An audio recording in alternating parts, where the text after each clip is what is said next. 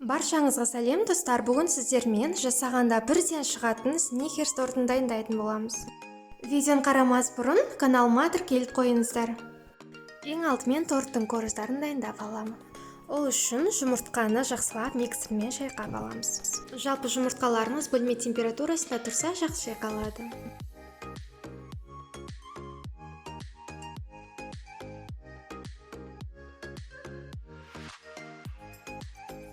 Неке түсі осындай ақшыл болған кезде тұз саламыз.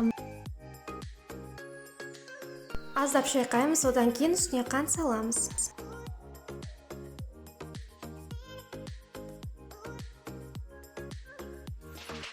Түсі аппақ болып өзгерді. Енді үстіне ұн, какао және қопсытқыш саламыз.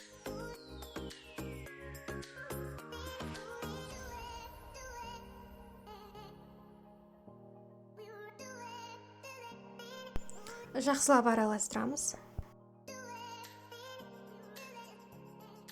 Аздап су және сұйық май құямыз.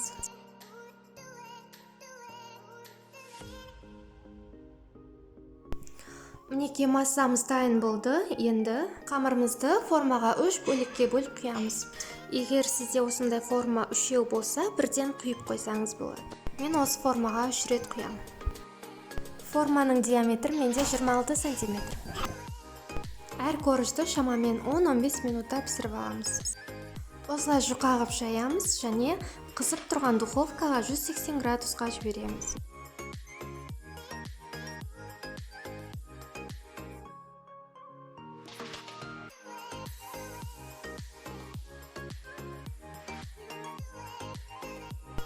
Корыштарымыз дайын болды. Келесі кезекте салмасын дайындаймыз. Кілегеті таза ыдысқа құямыз. Кілеге бізде міндетті түрде салқындатылған болуы қажет және қоюлығы 33-35% болу керек. Миксерлеуді бастаймын. Баяу жылдамдықтан бастаймын және ақырындап жылдамдығын қосам. Шамамен 5 минутта миксерлеймін, жақсылап араластырам. Одан кейін қант ұнтағын қосам. Оны да жақсылап араластырам. Одан кейін сүзбелі ірімшік қосам.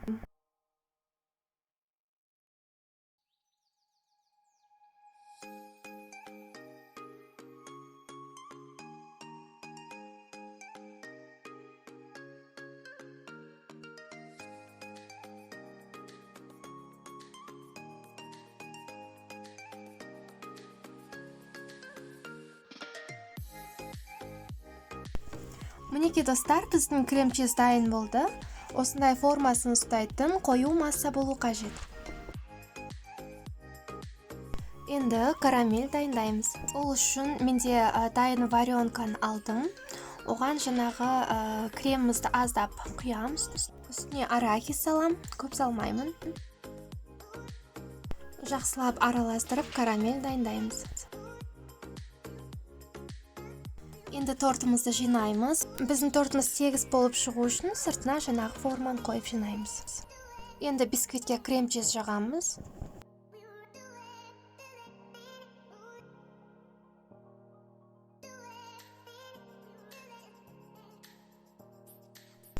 Енді оның үстіне, яғни ортасына карамель саламыз.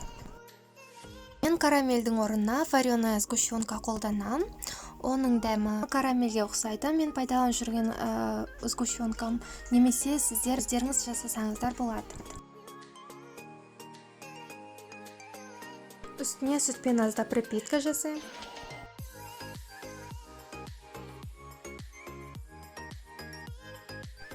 Тағы да крем жағамыз.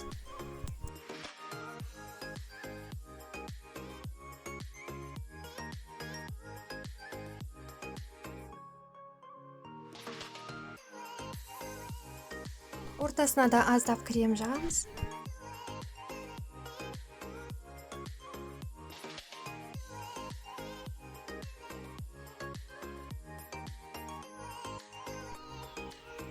Енді қалған карамельді үстіне жағамыз.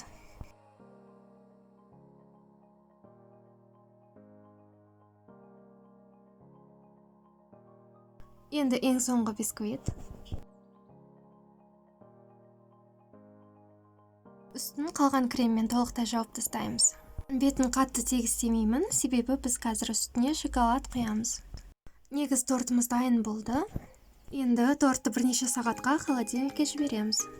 Холодильникте қатып тұрғанда шоколадты ганаш жасап аламын. Бұл жерде біз аздап сары майға шоколад салып, водяной баняда ерітіп аламыз. Үстіне арахис саламыз. Ол арахисті мен жаңағы алдын ала блендермен ұнтақтап алдым.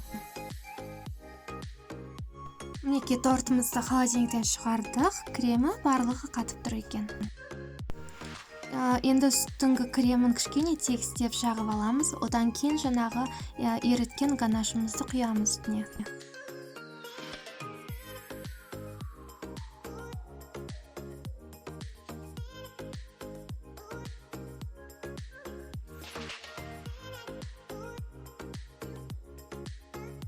Торт бізде холодильникте шамамен 3 сағат тұрды. Енді жаңағы водяной баняда еріткен шоколадымызды үстіне құямыз. Біраз жылы болып тұрған кезінде құямыз. Ыстық болып тұрған кезінде құюға болмайды.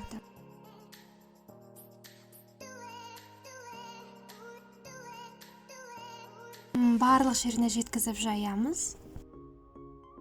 Мінекей достар, сникерс тортымыз толықтай дайын болды. Енді осы рецептпен жасап үйреніп алып, сіздер де жаңағы тортқа тапсырыс қабылдай берсеңіздер болады.